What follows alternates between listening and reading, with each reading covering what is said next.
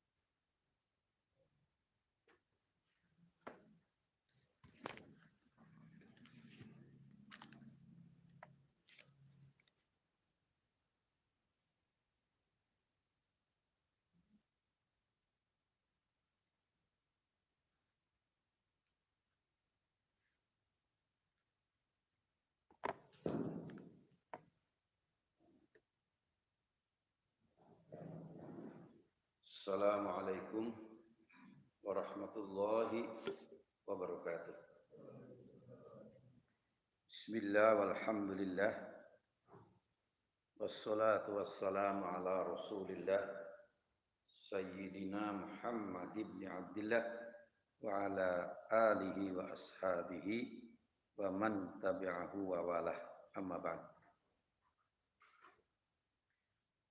Bapak, Ibu, para jamaah, alhamdulillah pada pagi hari ini kita dapat melanjutkan pengajian tafsir Al-Quran dan kita berharap semoga aktivitas ini dapat mengantarkan kita pada pemahaman yang utuh dari ajaran agama dan dapat kita praktekkan dalam kehidupan sehari-hari. Amin ya rabbal alamin.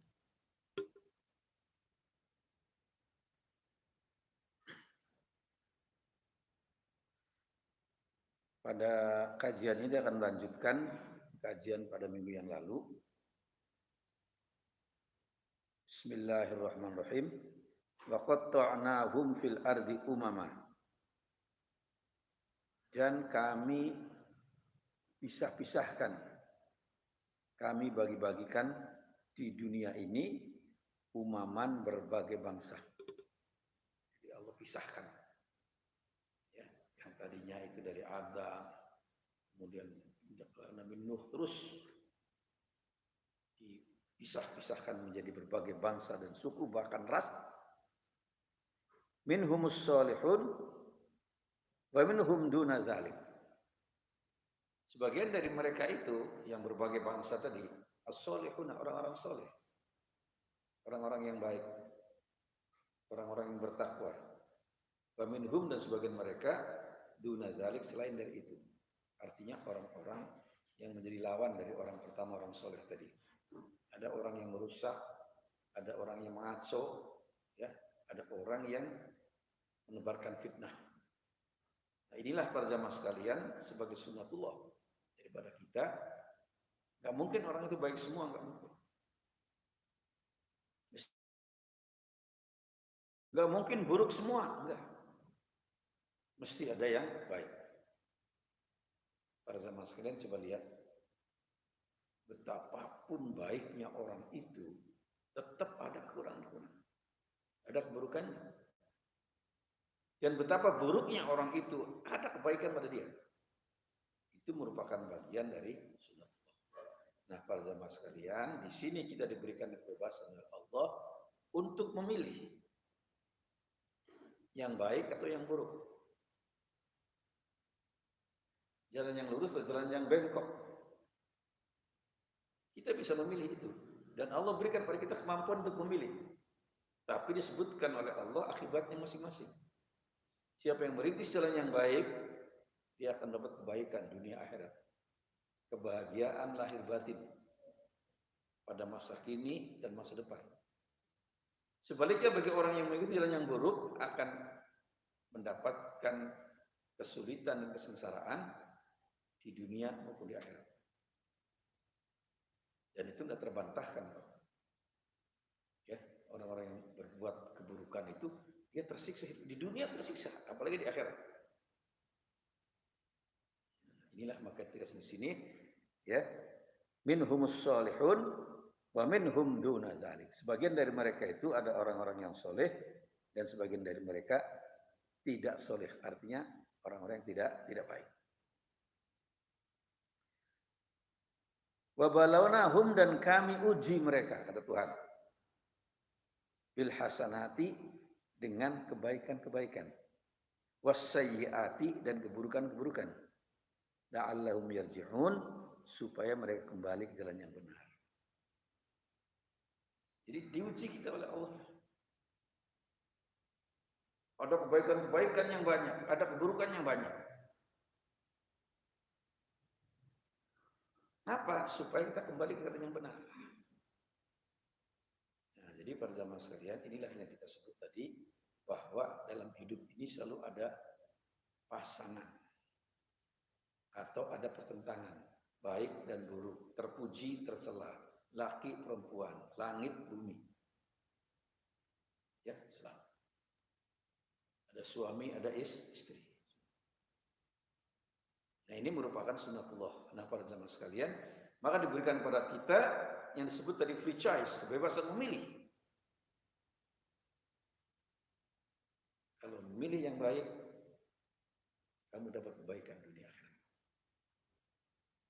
Kalau kamu pilih yang buruk, kamu dapat kesengsaraan dunia akhirat.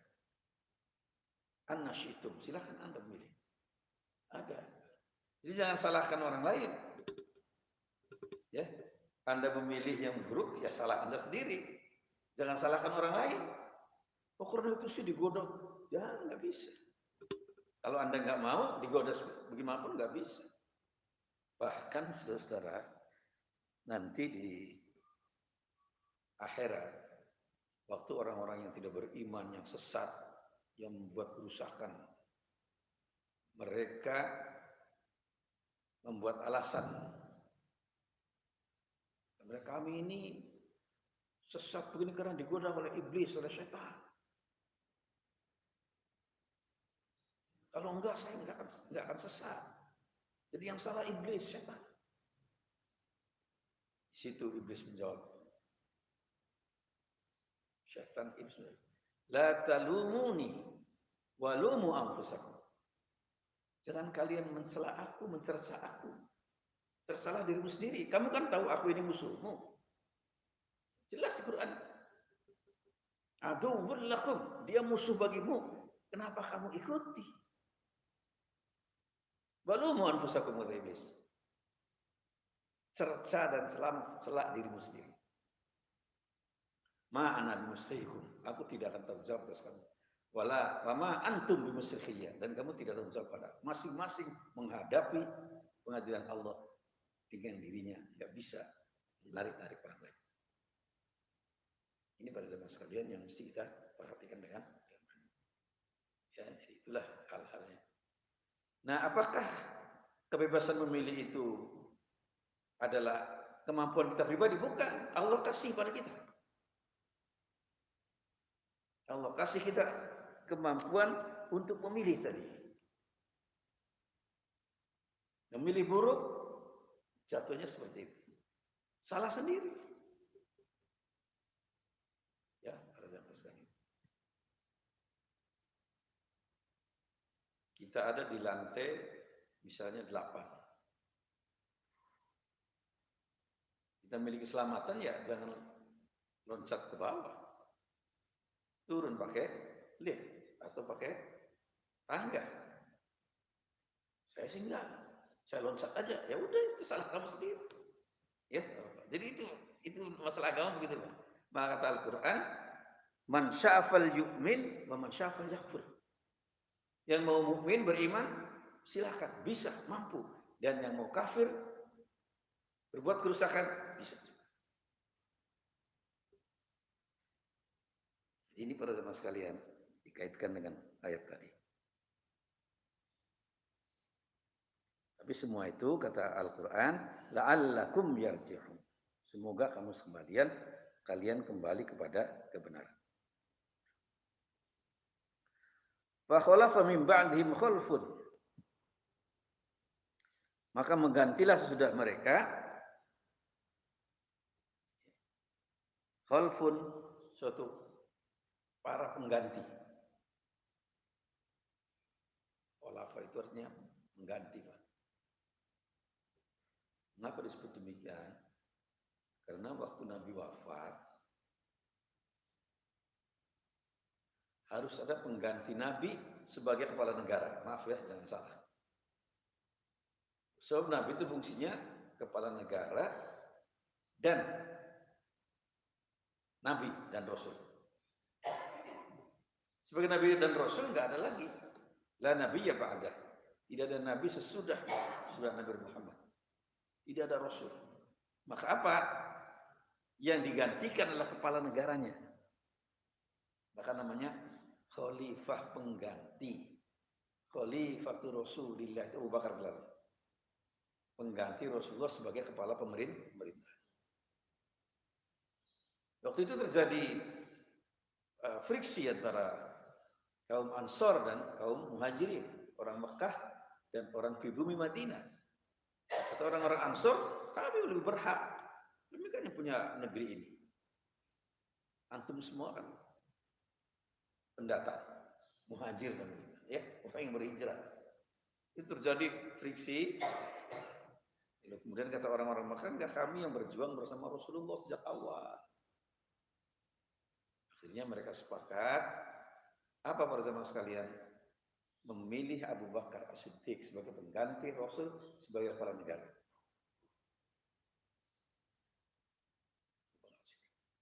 Dengan cara apa? Kalau kita kan mencontreng ya, jangan sekarang mencontreng.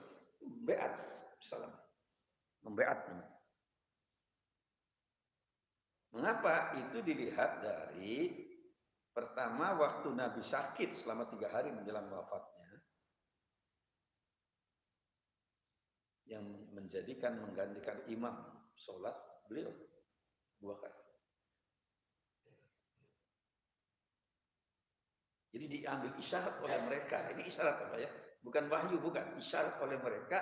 Oh, berarti layak kalau dia jadi pengganti Rasulullah.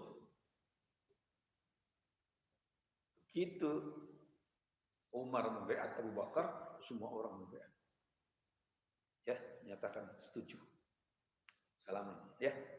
Kalau sekarang kan nyoblos atau semua termasuk orang-orang Madinahnya, kaum Ansor ikut. Maka terpilihlah Abu Bakar sebagai kepala negara. yang disebut dengan nation state Madinah itu. Mengapa? Negara kebangsaan. Karena di situ agamanya tidak satu. Orang Muslim ada dua macam. Orang Muhajirin dari Mekah dan orang Madinah. Ada orang Yahudi di situ, ada orang Nasrani, ada orang Sobiin. Diikat semua dalam konstitusi namanya Konstitusi Madinah. Disebut oleh Nabi tegas. Orang Muslim dari Mekah, Muhajir, Madinah, orang Yahudi, orang Nasrani adalah ummatun wahidah, umat yang satu. Mereka saling tolong menolong, saling berbuat baik. Kalau ada serangan dari luar, wajib mempertahankan Madinah. Ya, pada zaman sekalian. Yang dimusuhi oleh mereka semua apa? Cuma satu, kezaliman. Siapapun penduduk Madinah, ya, negara Madinah itu semua memberantas kezaliman dari manapun dia datang. Itu Pak. Nah, maka pada saat Nabi wafat, Abu Bakar dia semua berbaiat. Jadi maaf para saudara sekalian, nggak pakai sistem kerajaan waktu itu, enggak. Ya. Pemilihan musyawarah. Sayyidah Fatimah itu orang pinter luar biasa, cerdas, cerdik, pemberani putri Nabi, satu-satunya yang masih hidup. Tapi Nabi nggak ngangkat putri. Sayyidina Ali itu menantunya Nabi, Madinatul Ilmi, Babul Ilmi. Kalau kotanya ilmu Nabi, pintunya itu Sayyidina Ali. Enggak ditetapkan, maka orang memilih Abu Bakar. Jadi tentang negara pada zaman sekalian, oleh Islam dijelaskan dasar-dasarnya Pak. Bukan bentuknya. Kalau bentuknya itu enggak abadi Pak. Bisa kerajaan republik. Ya, ganti. Tapi dasarnya apa? Keadilan. Ya, persamaan hak. Musyawarah. Pemihakan pada rakyat kecil. Dan yang kelima, negara itu menyiapkan sarana peribadatan untuk semua rakyatnya. Ya, bukan semua orang Muslim aja. Semua rakyat yang beragama apapun diberikan sarana oleh pemerintah. Ini syaratnya. Ya, dasarnya itu. Bentuk negaranya mau kerajaan, mau republik, mau kerajaan kerajaan berparlemen seperti Inggris itu kan kerajaan. Inggris kerajaan, tapi parlemen yang berkuasa Perdana Menteri. Belanda juga begitu. Ada yang republik seperti Prancis, semua banyak republik. Kita republik, ya Republik Indonesia. Kemudian ada republik yang menambah jadi Republik Islam. Ya, Iran sama Pakistan. Ya, Republik Islam Iran, Republik Islam Pakistan. Saudi Arabia kerajaan Al-Mamlakatul Arabiyah Saudiyah, kerajaan Saudi Arabia. Silakan. Ya. Yaman republik. Kemudian Emirat kerajaan, Yordan kerajaan, Syria republik. Bertentang. Nah, yang negara-negara muslim ini ada yang mengklaim diri sebagai negara Islam, yang dua negara tadi, ada yang negara umum tapi dasar itunya agama negaranya Islam, seperti Mesir, itu republik umum, tapi dasar negara agama negara Islam. Malaysia begitu. Ya, dasar agama negara. Indonesia enggak. Dasarnya adalah kebangsaan. Tetapi dasar negaranya mengandung nilai-nilai Islam. Luar biasa, ya. Pendahulu kita dulu, Pak. Cerdas. Ya, ada Bung Karno, ada Bung Hatta, ya. Ada Muhammad Jamin, ada Wahid Hashim, ya. Cerdas. Bentuklah Negara Kesatuan Republik Indonesia, dasarnya Pancasila. Apa Pancasila pertama kali? Ketuhanan, itu ambil dari surat Al-Ikhlas. Ya, dasar pertamanya apa? Believe in one and only God, kalau bahasa Inggrisnya. Ya, ketuhanan yang maha esa. Believe in one and only God. Percaya pada Tuhan yang cuma itu. Sah. Wahdahu la syarika. Lihat kerakyatan. Ya. Kemudian yang lain. Persatuan Indonesia. Kemudian keadilan sosial, 5 itu sudah lengkap sekali. Kemanusiaan yang adil dan beradab yang kedua. Itu Islami sekali. Yang kedua, kemanusiaan yang adil dan beradab. Sangat Islami. Kemanusiaan. Adilnya dari bahasa Arab, beradabnya bahasa. Yang ketiga, persatuan Indonesia. Kita disuruh bersatu, Pak, nggak disuruh bercerai-berai. Ya. Disebutkan di Al-Qur'an, wa'tasimu bihablillahi jami'an. Berpegang teguhlah kamu ke dalam tali agama Allah semuanya. Wala tafarraqu, dan jangan bercerai-berai. Dari situ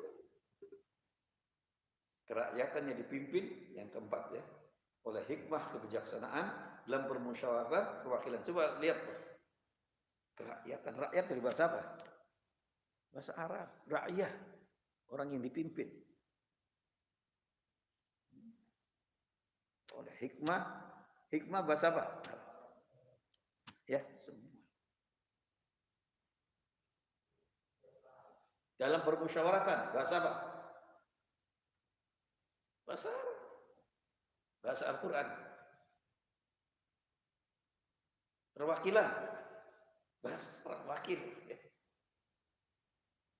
Yang kelima, keadilan sosial bagi seluruh rakyat. Social justice, keadilan sosial. Itu sangat Islami. Ya.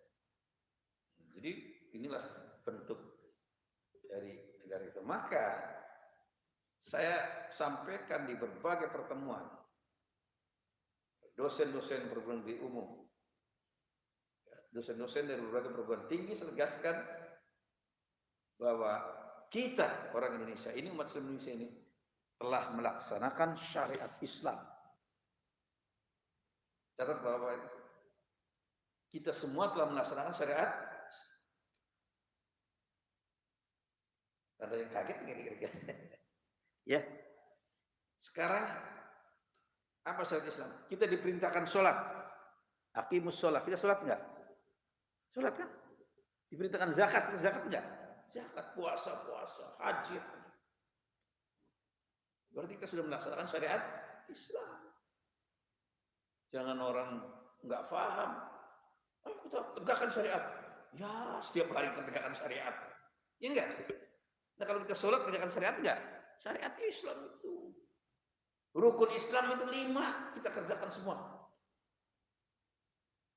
Rukun iman 6, kita kerjakan semua. Oh, syariat Islam. Ini pada zaman sekalian, supaya kita paham ya. Nah, jadi di sini Bapak jelaskan begitu. Itu bentuk negara, silahkan. Ijtihad manusia. Ya, sudah cukup, tapi dasarnya 5 tadi. Ya, maka Abu Bakar As-Siddiq waktu dilantik sebagai khalifah, beliau berpidato langsung pada zaman sekalian. Kalimatnya singkat tapi padat. Kata beliau yang pertama, ya ayyuhan nas, qad wulid, sungguh engkau telah memilih aku sebagai pemimpinmu. Padahal aku bukan orang yang terbaik di antara. Dia rendah dirinya, rendah hati. Pemimpin harus begitu, rendah hati, enggak sombong, enggak angkuh. Dia merasa enggak terbaik kok, tapi dipilih. Jadi rendah hati pemimpin dalam Islam. Maka beliau katakan, fa in ahsantu fa'inuni, wa in asatu faqawwimuni. Kalau aku baik, programku baik, aktivitasku baik, dukung aku. Tapi apabila programku dan aktivitasku buruk, faqawwimuni, luruskan aku, kata dia. Jadi yang kedua menerima kritik, berikan lapisan. Ya. Bentuknya silahkan, tapi harus menerima kritik dari masyarakat. Kritik yang membangun, bukan kritik asal-asalan. Kemudian dia mengatakan,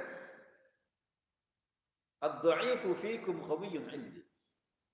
Orang-orang yang lemah di antara kalian, fakir, miskin, yatim, orang yang termarginalkan, orang yang terpinggirkan, adalah orang kuat di sisiku, kata beliau. Wal qawiyyu fikum, orang-orang yang kuat di antara kalian, para jenderal, para konglomerat, para ilmuwan, dhaifun 'indi, kamu orang lemah di sisiku. Hatta akhudul haqq, saya akan ambilkan hak orang-orang lemah, orang miskin ini dari orang-orang kuat tadi. Di sini yang ketiga. Ya, yang ketiga pemihakan kepada orang miskin, rakyat jelata. Wong cilik, itu berubah. Kemudian yang berikutnya ada waqumu ila sholat yarhamkumullah. Berdiri tegaklah kamu untuk melaksanakan sholat. Di sini ditegaskan bahwa pemerintahan dalam Islam itu menyediakan sarana-sarana, prasarana untuk ibadah, prasarana sosial termasuk. Kewajiban pemerintah, ya, termasuk perlindungan rakyatnya, ya, supaya sehat, supaya ini masuk.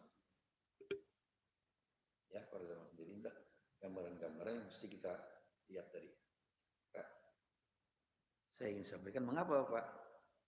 Yang sekarang disebutkan republik itu cocok kita sekarang. Belum tentu 200 tahun yang akan datang, Pak. Langsung bagian yang aslinya. Maaf ini Bapak. Kemarin saya lupa foto. Jadi baru foto.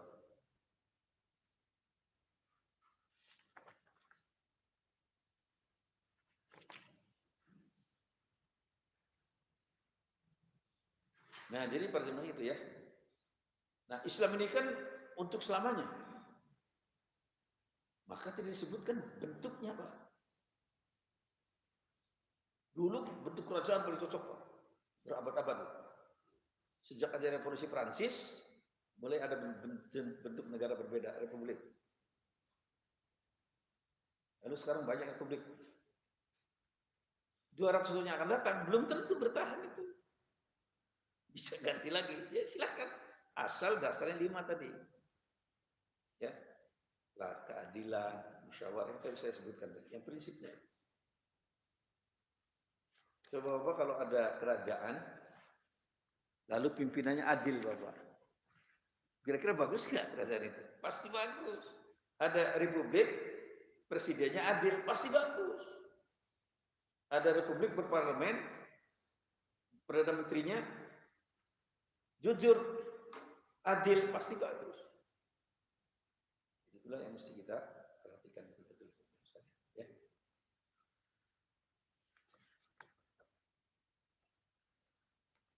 Kita lanjutkan, lihat di ini. Tadi ayat pertama baru ya.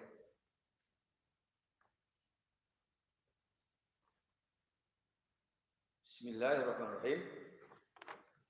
Wa idh ta'azzana rabbuka la yab'atsanna 'alaihim ila yaumil qiyamati may yasumuhum su'al 'adzab. Inna rabbaka lasari'ul 'iqab wa innahu laghafurur rahim. Dan ingatlah ketika Tuhanmu memberitahukan bahwa sungguhnya Dia akan mengirim kepada mereka orang-orang Yahudi sampai hari kiamat orang-orang yang akan menimpakan kepada mereka azab yang seburuk-buruknya. Sesungguhnya Tuhanmu amat cepat siksanya dan sesungguhnya Dia adalah Maha Pengampun dan Maha Penyayang. Ini Al-A'raf ayat 167. Pada kajian yang lalu telah dijelaskan sebagian dari keburukan orang-orang Yahudi dan siksaan yang menimpa mereka. Antara lain, mereka menjadi makhluk yang berwatak seperti kera. Ya, paling kuno keledatan rosi. Makhluk yang watak seperti kera itu apa? Toma, dia kerak, nggak berakhlak, ya. Pada ayat ini 167 Allah Subhanahu wa taala memberikan peringatan kepada Nabi Muhammad mengenai keadaan orang Yahudi yang menderita selama berabad-abad karena ketidaktaatan mereka kepada ajaran Nabi dan Rasul. Jadi Allah beritahu Nabi Muhammad, ini Muhammad ini Yahudi. Apa tujuannya? Supaya kita mengambil pelajaran. Jangan sampai membangkang kepada ajaran Rasul, para Nabi. Harus tahu. Mereka mengalami kehidupan dalam keadaan hina dan menjumpai banyak kesulitan. Sejak runtuhnya kerajaan Sulaiman alaihissalam. Jadi kejayaan masa Yahudi itu terakhir Nabi Sulaiman. Kaum Bani Israel diserbu oleh Raja Nebukadnezar dari Babilonia. Serangan bangsa Babilonia ini memporak-porandakan kerajaan Bani Israel. Penduduknya ditangkap, dipenjarakan, dan sebagian lagi diusir dari negerinya. Sedangkan kaum wanitanya jadikan budak oleh bangsa-bangsa lain. Menderita sekali.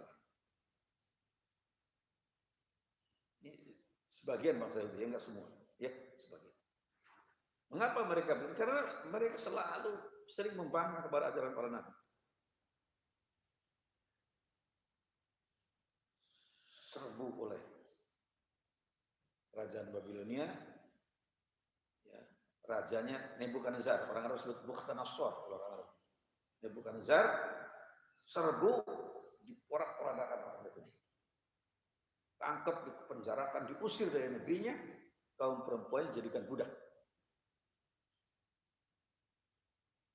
oleh bangsa-bangsa lain. Penderitaan kaum Bani Israel terus berlangsung sampai masa kejayaan bangsa Romawi. Bangsa Romawi, ya, kemudian Raja Konstantin di Eropa, ya, itu mengajar-ajar orang Yahudi. Dan terus berlangsung sampai terjadinya Perang Dunia Kedua. Di masa ini, kaum Bani Israel banyak yang dibantai oleh Hitler. Di mana Hitler? Jerman. Itu ada pembantaian orang Yahudi. Mengerikan. Jerman. Apa Jerman itu? Mengajarkan seperti orang Yahudi juga, ras diskriminasi. Yahudi menganggap orang Yahudi yang paling unggul. Orang Jerman mengatakan enggak, ras Arya yang paling unggul. Dua-duanya itu rasis itu. Karena dua-duanya rasis, maka yang rasis satu menghantam yang rasis. Orang-orang Yahudi dibantai oleh Nazi Hitler. Nazi Hitler dengan Mussolini di Italia, presidennya, dan Kaisar Jepang, ya, Hirohito. Itu bertiga negara.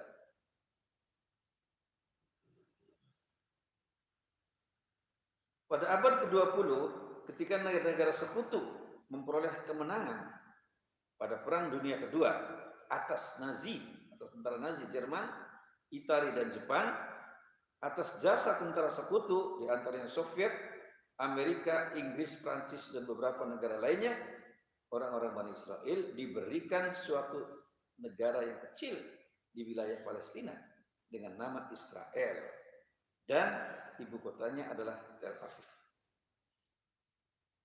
Penderitaan yang dialami oleh Bani Israel itu bisa terjadi juga kepada bangsa-bangsa lain apabila mereka membangkang ajaran para nabi dan rasul. Itu pelajaran juga. Baru 1948 Pak. Mereka dari berbagai negara bawa ke situ, orang Palestina diusir. Nah itu yang sampai sekarang belum selesai kan.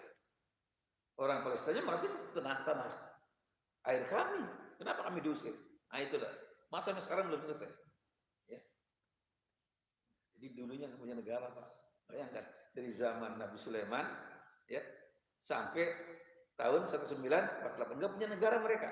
Negara ini pun karena dengan itu, ya, negara-negara besar itu yang membidani lahirnya Israel itu. Jangan salah. Soviet termasuk. Ya. Inggris, Amerika, ya. Prancis ikut. Jadi itulah para jamaah sekalian, ya.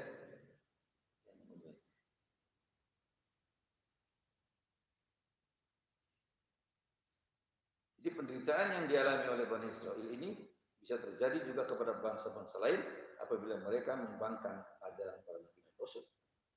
Pada ayat berikutnya 168 dijelaskan tentang siksaan yang diberikan kepada bangsa-bangsa yang menentang kebenaran. Umum, siapa itu? Bangsa-bangsa kelompok manusia menentang kebenaran akan mendapatkan azab yang mengerikan. Wa qatta'nahum fil ardi umaman minhumus salihun wa minhum duna dzalik. Wa balawnahum bil hasanati was sayyiati la'allahum yarji'un. Dan kami bagi-bagi mereka di dunia ini menjadi beberapa golongan, bangsa atau suku atau ras. Di antaranya ada orang-orang yang saleh dan di antaranya ada yang tidak demikian. Dan kami coba mereka dengan nikmat yang baik-baik dan bencana yang buruk-buruk agar mereka kembali kepada kebenaran. La'allahum yarji'un. Ya,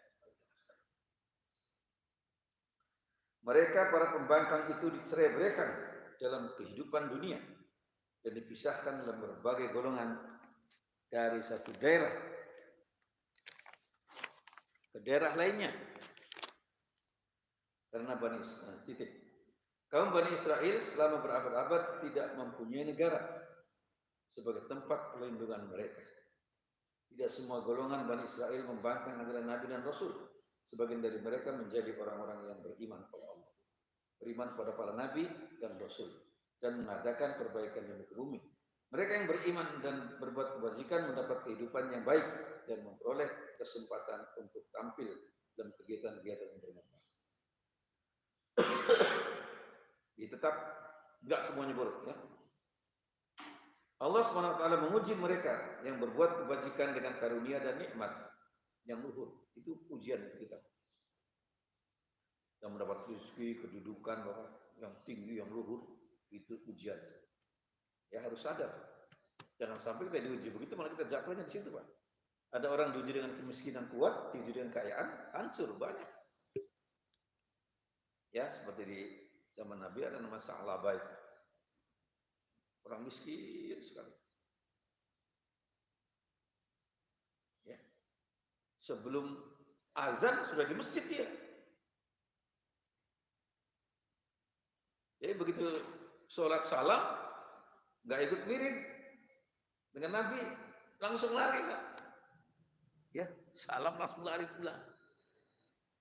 Tapi Nabi tanya, kenapa kamu kok setiap baru salam lah? Rasulullah, pakaian saya ini cuma satu, digunakan untuk istri saya sholat.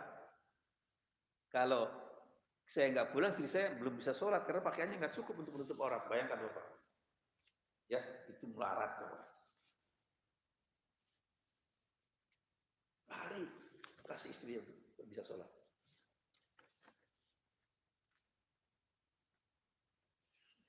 Akhirnya dia mohon tolong Nabi Rasulullah, cobalah doakan kami supaya kami bisa cukup. Susah saja kami rajin ibadah, bagaimana kalau kami cukup? Akan begitu, Pak. Ini sambil nyari ibadahnya rajin, bagaimana kalau cukup, kan? Akan lebih rajin ibadah, kan? Memang kenyataan dalam pikirannya begitu. Akhirnya oleh Nabi diberikan seperangkat kambing betina dengan anaknya, Pak. Anaknya 3.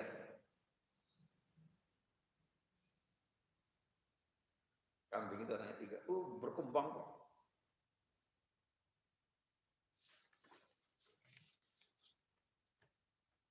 Banyak, Pak. Nah, di situ Pak mulai. Yang tadinya belum azan sudah di masjid, banyak ngurus kambing, ngepres, azan baru lari masjid. Masih. Kemudian Imam sudah takbir, dia belum datang, mundur sampai imamnya akhirnya makmum masbuk, dia nggak sempat baca Fatihah langsung. Sampai akhirnya tinggal rakaat terakhir dapat sholat dengan imam. Terakhir sekali dapat tahiyat akhir aja. Ya, kemudian nggak datang lagi ke masjid. Sibuk ngurus tentang. Sampai waktu disuruh oleh Nabi seorang sahabat untuk datang meminta zakat ternaknya dia, Pak, karena udah lebih dari 40 udah wajib zakat. Waktu diminta zakatnya, salah, Pak. Masya Allah, Pak, bingungnya. Yang laki-laki sayang untuk pejantan gitu. Yang perempuan nanti beranak. Kasih yang kecil nanti suruh besar. Semuanya saya. Ya. Yang kambing jantan ya untuk pejantan nggak mau kasih, yang kambing betina untuk berkembang anaknya, yang kecil nanti untuk besar, nggak kasih. Pokoknya Nabi kasihan yang muda ini, didoakan lagi oleh Nabi pada zaman sekalian. Ya, itu ternaknya bangkrut, Pak, mati, Pak. Sampai nggak punya apa-apa lagi, Pak. Datang ke masjid, ya, ke masjid rajin lagi, ya, nasibnya kamu ini memang mesti harus jadi orang miskin, tapi masih lebih baik miskin yang ibadah, rajin daripada kaya tapi tidak ibadah. Itu sayang Nabi. Nah, jadi ada orang dicoba dengan kemiskinan kuat, dicoba dengan kekayaan nggak kuat. Ada sebaliknya, dicoba dengan kekayaan kuat, dicoba dengan kemiskinan nggak kuat.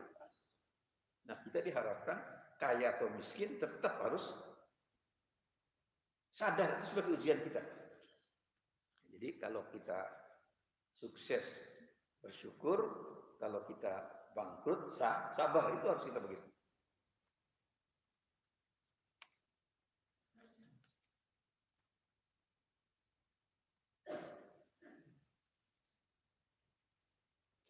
Pada ayat berikutnya 169,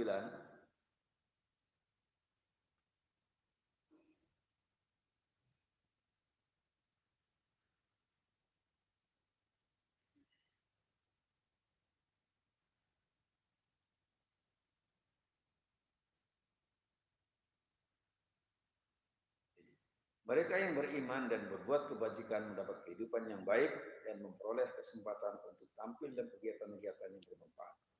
Allah SWT menguji mereka yang berbuat kebajikan dengan karunia dan nikmat yang luhur, sedangkan kepada mereka yang tidak beriman dan berbuat kerusakan dicoba dengan berbagai bencana yang menyulitkan agar mereka kembali kepada la'allahum yarji'un.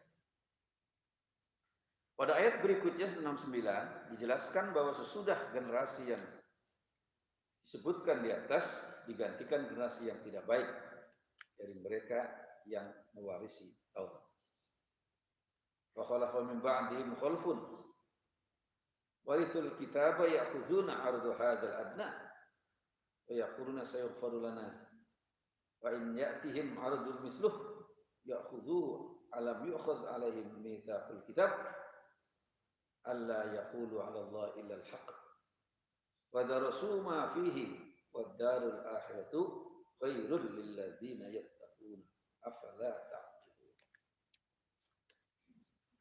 Maka datanglah sesudah mereka generasi yang jahat yang mewarisi Taurat, yang mengambil harta benda dunia yang rendah ini dan berkata kami akan diberi ampun.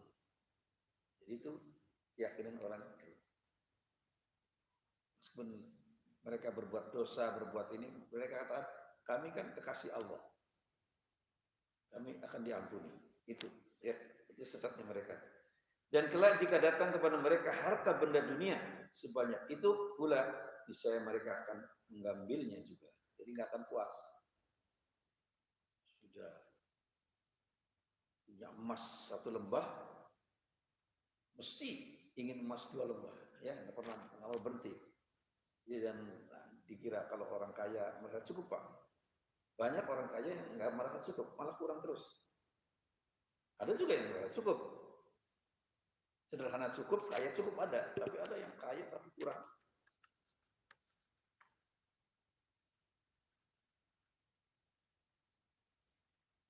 Bukankah perjanjian Taurat sudah diambil dari mereka?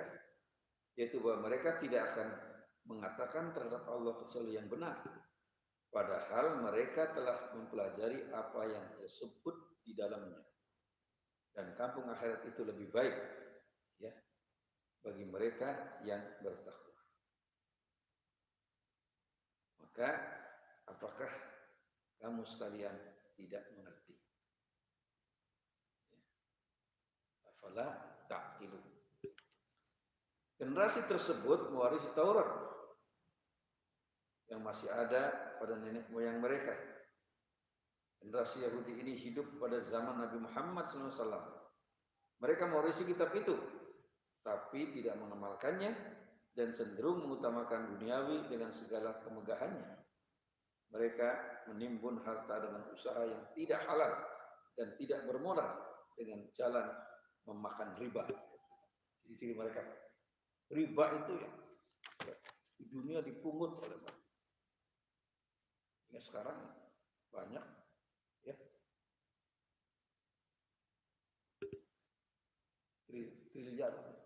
miliarder orang-orang Yahudi sama sekarang. Ya, sampai sekarang. Orang-orang kaya dunia banyak orang Yahudi. Ya, makan riba, melakukan suap menyuap,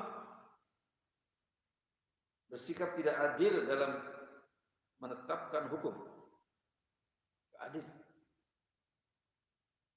Dia bikin perusahaan, begini, kemudian jual sahamnya, bukti sahamnya dibeli orang, dijatuhkan, sehingga orang yang naruh saham rugi, macam-macam. Dan berbagai pelanggaran lainnya. Hal itu mereka lakukan karena mempercayai suatu kesesatan yang terjadi di kalangan mereka, apa? Bahwa berbuat dosa apapun orang-orang Yahudi akan diampuni karena mereka merasa sebagai bangsa pilihan. Nah, ini celakanya di sini, Pak. Nah, pada zaman sekarang apakah ini hanya untuk orang Yahudi, Pak? Enggak. Ini kita diperingatkan. Orang Muslim kita ini jangan sampai merasa punya peran seperti itu. Saya sih anak kiai, saya turunan para ulama, ya. Kalau saya begini-begini juga saya diampuni, saya dimaafkan. Ini bahaya. Termasuk orang yang merasa dirinya keturunan Nabi. Atau kita ini juga menghormati berlebihan, nggak boleh, Pak. Ya, nggak boleh. Ada seorang itu yang mengaku keturunan Nabi, orang lagi sholat, dia ngobrol samping masjid. Ya kalau jauh dari masjid nggak apa-apa lah. Nggak ada yang berani, Pak, mengingatkan. Nggak boleh, kita harus ingatkan, Pak. Saya sih ingatkan. Ya sholat. Saya ingatkan. Sampai kadang berlebihan. Oh, itu kelihatannya aja ngobrol. Padahal orang sholatnya di Mekah itu katanya. Itu kan nggak masuk akal, ya. Jadi kita hormati, tapi jangan sampai mengkultuskan, akibatnya akan merusak akidah kita. Jangan berlebihan. Jadi kita juga begitu, Pak, jangan ada perasaan. Ini banyak, Pak, punya anak-anaknya para ulama itu kadang-kadang seenaknya jadi merasa dirinya, padahal ayahnya jadi ulama baik sekali. Gak pernah angkuh, gak pernah sombong ayahnya itu. Tapi anak-anaknya, nah ini maaf, Pak, bukan cuma untuk orang Yahudi, ini untuk kita. Ingat.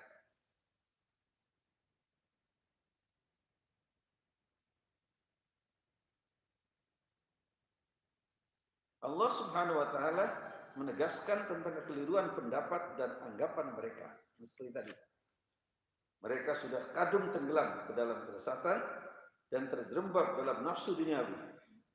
Kaum Bani Israel yang sesat itu, padahal mereka telah menjalin perjanjian dengan Tuhan yang tersantum dalam kitab Taurat bahwa mereka tidak akan mengatakan kepada Tuhan kecuali kebenaran. Kemudian mereka memutarbalikkan isi kitab Taurat karena tergiur oleh kemewahan duniawi. Padahal mereka telah memahami isi Taurat. Termasuk kita diperingatkan, jangan sampai mutarbalikkan ayat-ayat Al-Quran. Sama, ya. Banyak orang mutarbalikkan ayat Al-Quran. Kalau merubah ayat Qurannya nggak bisa dia, tetapi memutarbalikkan artinya. Supaya apa? Biasa mencari keuntungan duniawi. Ya,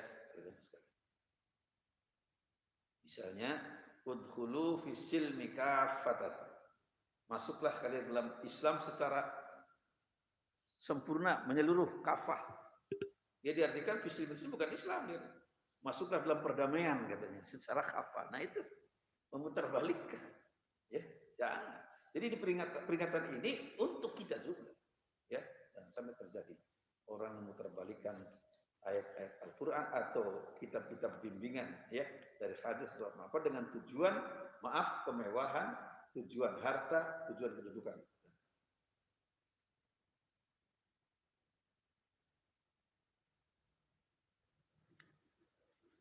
Mereka juga sebenarnya menyadari kesalahan perbuatannya. Seharusnya mereka mengutamakan kepentingan ukhrawi dengan meningkatkan iman dan amal salehnya. Sesuai petunjuk kitab suci mereka. Bagi orang-orang yang bertakwa, kebahagiaan akhirat merupakan tujuan yang paling utama dan paling akhir. Orang bertakwa tujuannya akhirat. Ya, hari masa depan. Apakah mereka nggak tahu? Tahu, ya. Tapi pura-pura nggak. Tadi melakukan penafsiran-penafsiran yang tidak benar, ya.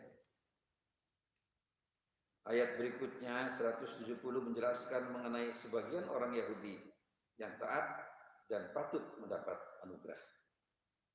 Walladzina yumassikuna bil kitab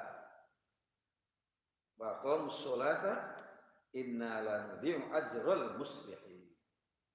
Dan orang-orang yang berpegang teguh kepada Alkitab yakni Taurat serta mendirikan sholat akan diberi pahala karena sesungguhnya kami tidak menyia-nyiakan pahala orang-orang yang mengadakan perbaikan. Jadi yang baik juga ada orang Bani Israel, orang Yahudi banyak yang baik juga ada, enggak semuanya buruk. Gitu. Kelompok yang baik dari mereka ini senantiasa berpegang teguh kepada kitab Taurat. Itu cirinya, mereka pegang Taurat. Mereka mentaati segala perintah Allah dan menjauhi segala larangannya. Kelompok Yahudi inilah ketika datang Nabi Muhammad segera beriman bukan beriman itu ya, lebih aneh. Beriman mengikuti beliau sesuai dengan petunjuk kitab suci mereka. Jadi banyak orang Yahudi waktu Nabi Muhammad datang ikut Nabi. Dia jujur dalam Alkitab di Taurat disebutkan, maka dia langsung masuk Islam.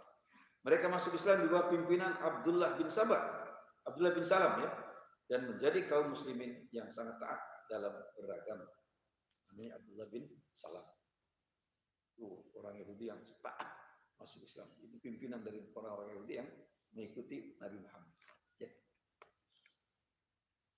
Dulu pernah saudara sekalian menyatakan bahwa kami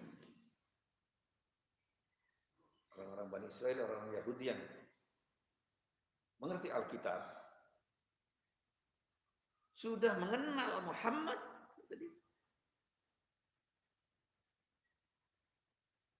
lebih dari mengenal anaknya sendiri. Itu benar beliau, Pak. Mengenal Muhammad lebih dari mengenali anaknya sendiri. Maaf Bapak kalau kita ditunjukkan ini Pak, satu jari. Jadi anak saya Pak, semua ditutup. Ini dari anak saya ini. Tapi dia katakan lebih dari itu. Maaf Umar bin Khattab mengamuk kok. Umar kamu itu ngomong berlebihan. Ya, enggak benar. Ciri-ciri Nabi Muhammad itu ada di kitab kami, kata beliau. Lengkap. Nah, kalau anak saya, dia bilang, belum tentu apa dia anak saya itu. Ya, apa dia jangan istri saya bergaul dengan orang lain kan bisa aja, dia bilang. Ya, jadi kita nggak pasti itu anak saya, dia bilang. Tapi kalau Nabi Muhammad pasti kita beliau. Maaf saudara, sampai sahabat Umar mencium keningnya beliau. Ya, ahsan tak, baik, kamu benar, sodakta kata Umar. Cium keningnya oleh Umar bin Khattab ini Abdullah bin Salam, orang Yahudi yang masuk Islam. Jadi jangan benci pada kebangsaannya, Pak. Jangan, ya. Bangsa itu ada yang baik, ada yang buruk. Jangan kebangsaan yang kita benci. Perilaku buruk yang kita benci, ya begitu.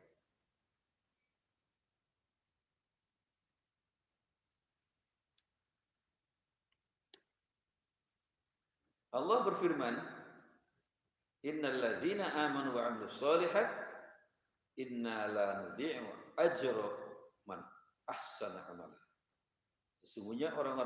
Sesungguhnya mereka yang beriman dan beramal soleh, tentulah kami tidak akan menyia-nyiakan pahala yang orang-orang yang mengerjakan amalannya dengan baik. Ya, ajra man ahsana amala. Di Al-Kahfi itu. Ayat berikutnya 171 mengajak orang-orang Yahudi untuk memperingati kembali, ya, ketika mereka menerima Taurat. Wa idh nataqnal jabala fawqahum ka'annahu dhullat wa dhannu annahu waqi'un bihim khudhu ma atainakum biquwwah wadhkuru ma fihi la'allakum tattaqun. Dan ingatlah ketika kami mengangkat bukit ke atas mereka, seakan-akan bukit itu naungan awan, dan mereka yakin bahwa bukit itu akan jatuh menimpa mereka. Dan kamu katakan kepada mereka, peganglah dengan teguh apa yang telah kami berikan kepadamu, serta ingatlah selalu, amalkanlah apa yang tersebut di dalamnya, supaya kamu menjadi orang-orang yang bertakwa. Jadi diingatkan kembali waktu kaum Bani Israel, ya, menerima Taurat, itu warfa'na fawqahum tur, bukit Tur itu diangkat oleh Allah sehingga seperti awan mendung. Orang itu takut menimpa mereka. Ya, apa? Supaya mereka yakin dan mereka konsekuen melaksanakan isi kitab itu. Itu tujuan. Peristiwa itu sangat mengagumkan ketika gunung Trisena diangkat ke atas kepala mereka, sehingga gunung itu menyerupai gumpalan awan yang gelap. Mereka mengira gunung yang ada di atas udara itu akan jatuh menimpa mereka. Dengan demikian, mereka menjadi sadar terhadap ancaman Tuhan, bahwa siapapun yang menentang perintah-perintah agama Allah, menentang ajaran para nabi dan rasul, akan mengalami kehancuran. Pada saat itulah Allah memerintahkan mereka agar menerima dan mentaati segala hukum yang tersantun dalam Taurat dengan sungguh-sungguh. Mereka diarahkan agar terus mentaati perintah Allah. Jadi itu Pak, perintahkan. Berpegang teguh kepada Taurat, kita berpegang teguh pada Al-Quran. Ya, jangan macam-macam. Kalau mau selamat, ikuti Quran. Dan jangan sampai tadi, ya, tafsiran seenaknya sendiri, nggak boleh ada aturan-aturannya. Ya, zaman sekarang. Ada aturan-aturan. Ada syarat gimana bisa memahami Quran. Harus belajar. Maka saya sering kritik itu, ya, orang-orang yang katanya kembali pada Quran dan As-Sunnah. Waktu kita tanya, mereka lihatnya ke terjemahan. Kalau dia ngerti Quran, nggak dari terjemahan, langsung dari ayat. Ya, maka kita ini karena kita masih lihatnya terjemahan, ya jangan terlalu merasa bangga bahwa kita paling benar. Jangan, kita mesti menerima petunjuk dari orang lain. Mungkin dia lebih pandai dari kita.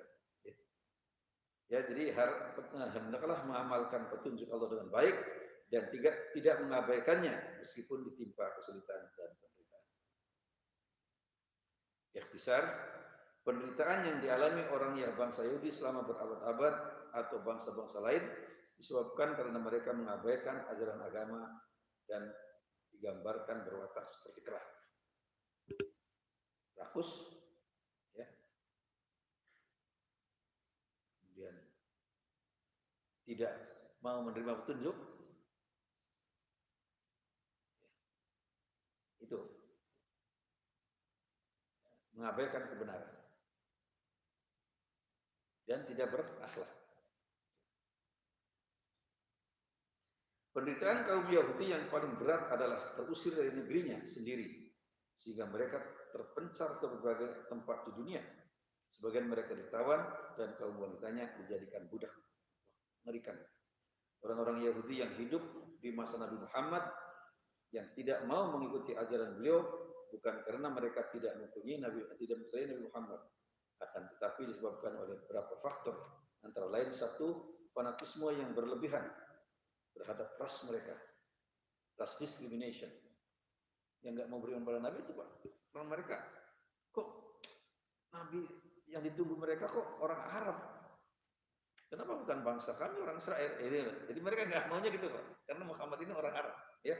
Jadi ras diskriminasi, ya disebut dengan ras, ya diskriminasi ras. Dua, mencintai kemewahan duniawi berupa kekuasaan kekayaan. Dia nggak mau tinggalkan kemewahan kekayaannya, ya. Yang ketiga, berpandangan bahwa orang-orang Yahudi itu merupakan ras unggul yang selalu mendapat ampunan dari Allah SWT. Ini kesalahannya. Bukan semua orang Yahudi, bisa terjadi di kalangan orang-orang kita. Sebagian orang Yahudi di masa Nabi Muhammad yang jujur dan selalu membela kebenaran, mereka memasuki agama Islam.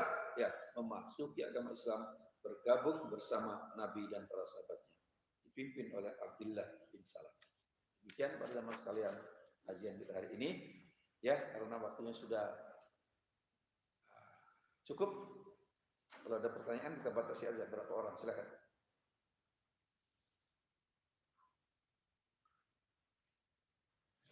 Ya, kalau nggak ada kita anggap cukup aja. Insya Allah kita lanjutkan ke depan. Ya.